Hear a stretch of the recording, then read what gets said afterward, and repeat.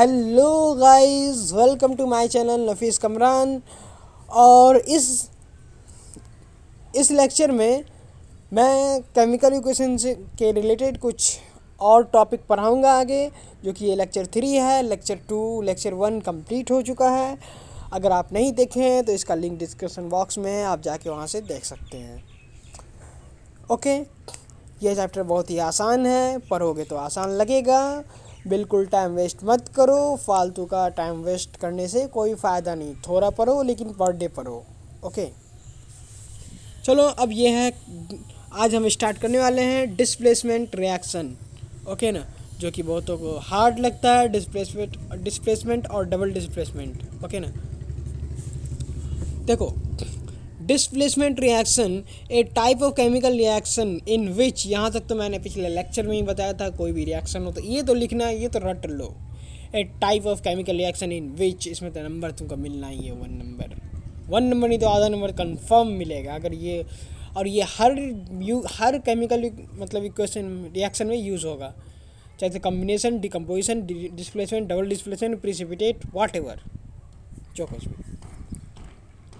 देखो, इन विच तक तो हो गया। एन एलिमेंट और रेडिकल, एन एलिमेंट और रेडिकल। अब बोलोगे रेडिकल क्या होता है? रेडिकल H प्लस आयोन, ये जो आयोन सब होता है, एनाइन कटाइन, 9 से परे हो गए। एनाइन कटाइन जो होता है H प्लस आयोन, ओके ना, Cl माइनस, तो ये सब जो ना एनाइन कटाइन सब जो है, तो इसी को रेडिकल कहते हैं। ओके ना, रेडिकल कहते हैं। एनाइन कटाइन के फॉर्म में रहे तो उसको रेडिकल कहते हैं।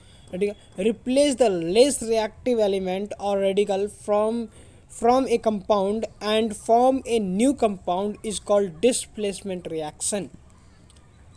डिस्प्लेस करना तो ऐसे भी तुम सोच सकते हो कि डिस्प्लेस कर देना, एक जगह से उसको हटा कि खुद बैठ जाना। हाँ,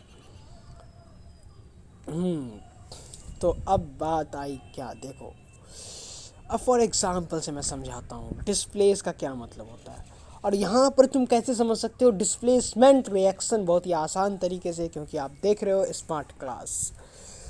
चलो, सपोज दैट एक क्लास है, ओके, ठीक ना। क्लास में क्लास फेयरवेल हो रहा है। ओके, फेयरवेल में चेयर सब लगा हुआ है टीचर के लिए।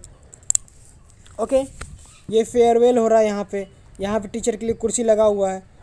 अब क्या है, सब टीचर बैठे हुए हैं। एक प्रिंसिपल का चेयर है, उस पर भी क्या है, टीचर बैठ गया आके। हाँ, प्रिंसिपल सर अभी नहीं आए हैं। तो अब क्या होगा, उधर से होगा धीरे से लास्ट में, मतलब जब प्रोग्राम स्टार्ट होने वाला होगा तो प्रिंसिपल सर की एंट्री होगी। इधर से प्रिंसिपल सर की एंट्री हुई तो क्या होगा, इस चेयर पे जो बैठा है वो फट दबर उठ जाएगा।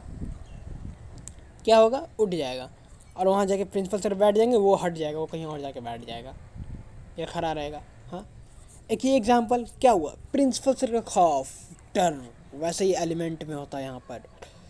ओके ना, अभी रिएक्टिविटी सीरीज दिखाऊंगा तो किसका खौफ ज़्यादा रहता है, कौन सबसे बड़ा, तो यहाँ पे भी खौफ, प्रिंसिपल सर का डर, प्रिंसिपल सर के लिए इज्जत, इसी के लिए वो कुर्सी पे से उठ गए। ओके ना, और ऐसे भी मीटिंग में, मान लो प्रिंसिपल सर का चैम्बर नहीं है, कहीं गए मीटिंग में, अगर कोई बैठा हुआ है, मीटिंग में गया, चेयर लगा हुआ है। ओके, अब जो है ना बैठने, मतलब प्रिंसिपल सर आए, उनको भी बैठना है उस मीटिंग में। क्या होगा, कोई एक मीटिंग से उठ जाएगा, वहाँ से उठ जाएगा, आइए सर बैठिए। तो ये क्या हुआ, इज्जत, वो बड़े थे, इसीलिए। फॉर एग्जांपल ऐसे समझ लो ना, मोर रिएक्टिव थे, वो आखिर उनको डिस्प्लेस कर दिया, हटा दिए उस प्लेस पे। डिस्प्लेस, जिस प्लेस पे वो बैठे वहाँ से डिस कर दिया, हटा दिए। समझ में आई बात? उसी टाइप में यहाँ पे ये है, देखो, कॉपर सल्फेट। अब कॉपर क्या क्या सल्फेट के साथ मिल गया, अटैच। ओके, जिंक आया इधर से, बोला ए चलो ये मेरा है, सल्फेट मेरा है, तो सल्फेट मेरा है, तो ये क्या करेगा, ये आके इधर मिल जाएगा।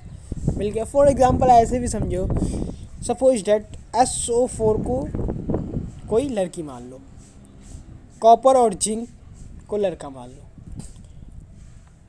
मान लो कॉपर क्या है, कम पैसे वाला है, कॉपर कम पैसे वाला है, जिंक ज़्यादा पैसे वाला है, क्योंकि आजकल तो लोग पैसे पे मरते हैं। तो जिंक आएगा तो कॉपर हट जाएगा और ये जाके इसमें अटैच हो जाएगी, सल्फेट क्या होगी, अटैच हो जाएगी, तो क्या हो जाएगा, जिंक सल्फेट। और कॉपर बेचारा गरीब है, गरीब का कौन वैल्यू होता है, इसीलिए अकेले। क्यों? क्योंकि ये लेस रिएक्टिव है, इसके पास पैसे नहीं है। समझ में आई बात? उसी टाइप से खेल यहाँ पे डबल डिस्प्लेसमेंट का है। जैसे कि आप देख रहे हैं कि वहाँ डिस्प्लेस किया, यहाँ पे क्या करेगा, एक्सचेंज करेगा। भाई तू मुझे दे दे, मैं तेरा वाला दे दूँ, मैं अपना वाला दे दूँगा। उसी टाइप से a type of chemical reaction in which, मैंने बार बार कहता हूँ, इतना तक याद रख लो क्योंकि आधा नंबर आपका फिक्स है इसमें।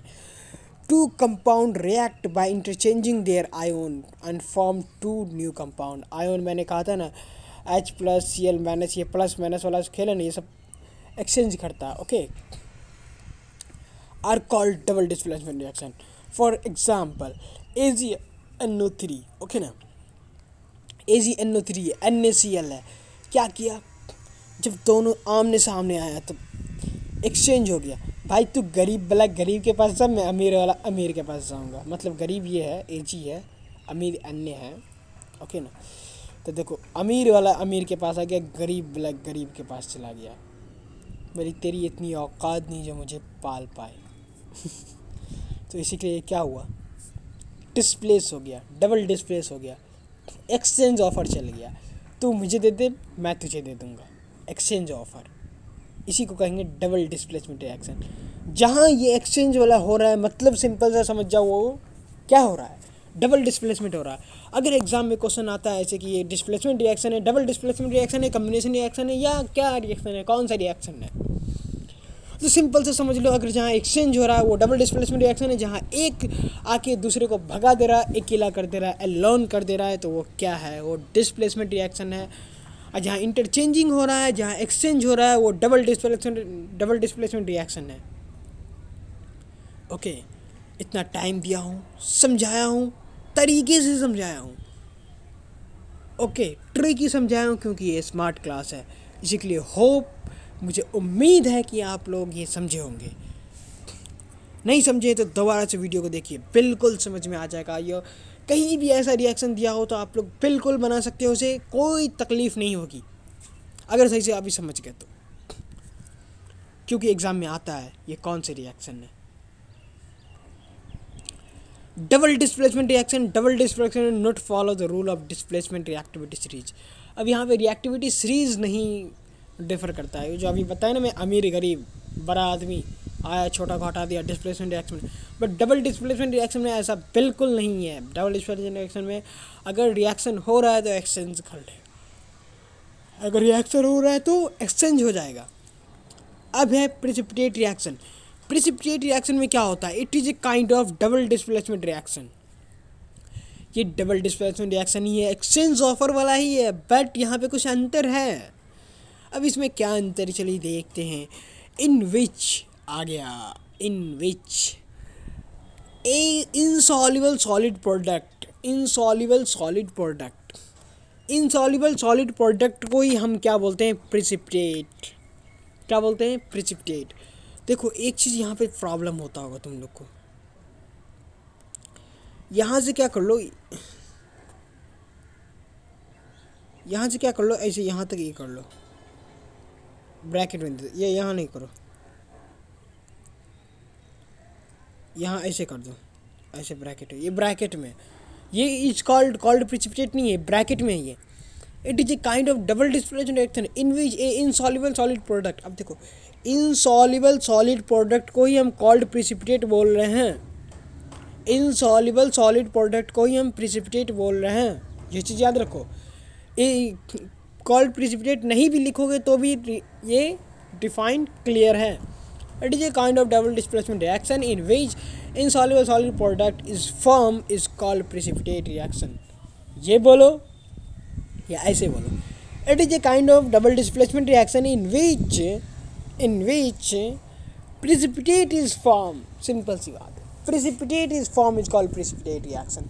जहाँ precipitate फॉर्म हो रहा है वो precipitate reaction है. मतलब कि अगर हम बाल्टी लिए, बाल्टी में वाटर लिए मतलब पानी लिए, पानी में अगर बाहर से कुछ ही मट्टी उट्टी उठा के अगर उसमें डाले तो क्या होता है, मट्टी को घुल जाता है या तो वो तो कुछ देर बाद जम जाता है. बट जनरली एक बात बताता हूँ, फॉर एग्जांपल तो कुछ ऐसे गिट्टी से वो नीचे जाके जम जाएगा, जम क्या नीचे जाके बैठ जाएगा, बस उसी को कहते बैठ जाना. कोई भी रिएक्शन में अगर कुछ हो रहा है, कोई भी ऐसा सब्सटेंस अगर कोई भी ऐसा एलिमेंट अगर नीचे जाके बैठ रहा है, नीचे जाके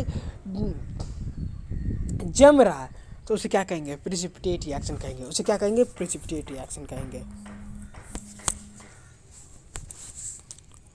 उसे क्या कहेंगे, प्रिसिपिटेट रिएक्शन कहेंगे. ओके, प्रिसिपिटेट रिएक्शन के ये सब एग्जांपल हैं, आप लोग देख लो. Barium sulphate, white precipitate, copper sulphate, copper sulphide, black precipitate, aluminium hydroxide, white precipitate, और lead iodide, white yellow precipitate. ये याद कर लेना, ये याद करने वाली चीज़ है. देखो प्रिसिपिटेट रिएक्शन का ये सिंबल मैंने बताया था, प्रिसिपिटेट कर रहा है, ये प्रिसिपिटेट कर रहा है. जहाँ ये सब ये पांचों आ जाए वहाँ प्रिसिपिटेट कर रहा है. ओके,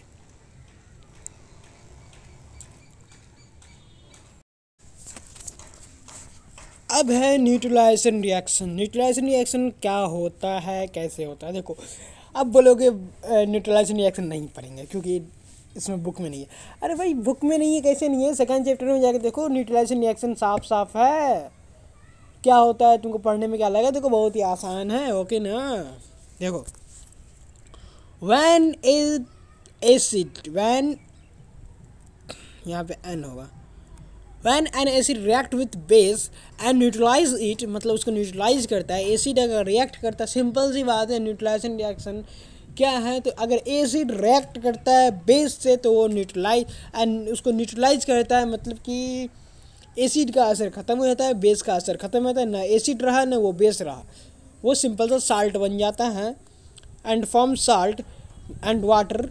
ओके, इसको न्यूट्रलाइजेशन रिएक्शन. अगर ये एसिड है ये बेस है, आगे एसिड बेस साल्ट में तो पढ़ोगे, ये एसिड है ये बेस है, अगर ये दोनों रिएक्ट करता है तो इसको साल्ट बनाता है और वाटर प्रोड्यूस करता है हमेशा, एवरी एनी टाइम. ओके, तो इसी को कहते हैं न्यूट्रलाइजेशन रिएक्शन. जब भी बोले न्यूट्रलाइजेशन रिएक्शन तो वो न्यूट्रलाइज करेगा. न्यूट्रलाइज कौन करता है, जब एसिड रिएक्ट करता है बेस से, तो उसको कहते हैं न्यूट्रलाइजेशन रिएक्शन. ओके, अब है इंडोथर्मिक. इंडोथर्मिक भी एक इम्पॉर्टेंट है. ओके ना, एग्जाम में पूछ देता है इंडोथर्मिक कौन सा इंडोथर्मिक रिएक्शन है, कौन सा एक्सोथर्मिक रिएक्शन है, क्या फोटोसिंथेसिस इंडोथर्मिक है, एक्सोथर्मिक है, इस टाइप का. लेकिन अब तुमको इंडोथर्मिक एक्सोथर्मिक पता रहेगा तो ना तुम बोलोगे. देखो, the chemical reaction in which heat is absorb is called endothermic. Heat absorb कर रहा है, हीट क्या कर रहा है, एब्जॉर्ब कर रहा है. ओके, हीट को लेना, जो हीट ले रहा है, हीट देना, पानी गर्म कर रहे हैं उसको हीट देंगे तो ही वो गर्म होगा. हाँ, तो वो क्या कर रहा है, हीट एब्जॉर्ब कर रहा है. ओके ना, है कि नहीं. बट एक्सोथर्मिक में क्या है, हीट रिलीज करता है. देखो एक कंपनी है रिलैक्सो, क्या है, रिलैक्सो, रिलैक्सो, एक मिनट,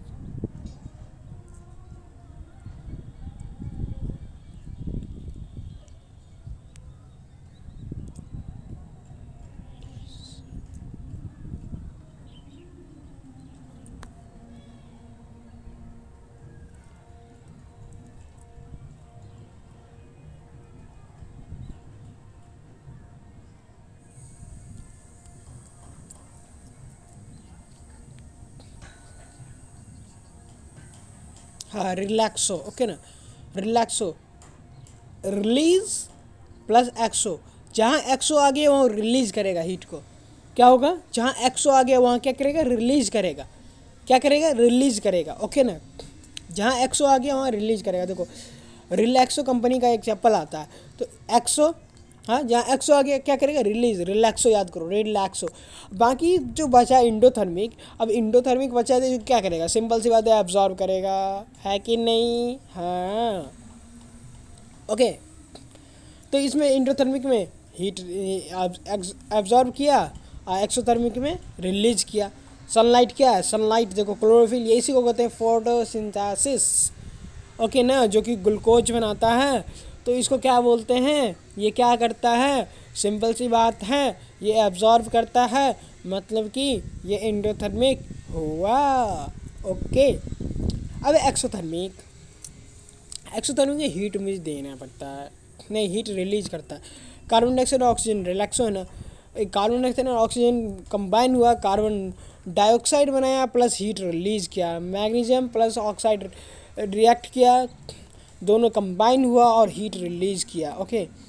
उसका इरिवर्सिबल, इरिवर्सिबल क्या है? Type of chemical reaction in which goes only one direction, which goes only one direction react to product is called irreversible reaction. किसी एक टाइप का केमिकल रिएक्शन है जो कि ओनली वन डायरेक्शन में जाएगा। देखो कार्बन डाइऑक्साइड, ये वन डायरेक्शन का मतलब अगर ये आगे जा रहा है तो आगे ही बनेगा। मतलब डिकम्पोजिशन रिएक्शन में क्या होता है? डिकम्पोज भी करता है। देखो ये डिकम्पोज करके इस फॉर्म में चला आता है, बट यहाँ पे नहीं है। देखो इस टाइप से अगर ये रिएक्शन कार्बन डाइऑक्साइड ऑक्सीजन से ये बन रहा है तो इसको बाद ये टूट के ये दोबारा नहीं बनेगा, कार्बन डाइऑक्साइड और ऑक्सीजन अलग से। ओके ना, इसको इरिवर्सिबल मतलब दोबारा रिवर्स नहीं हो सकता, उल्टा नहीं हो सकता। But in the same condition reversible reaction, reversible reaction में क्या होता है? उल्टा भी हो सकता है।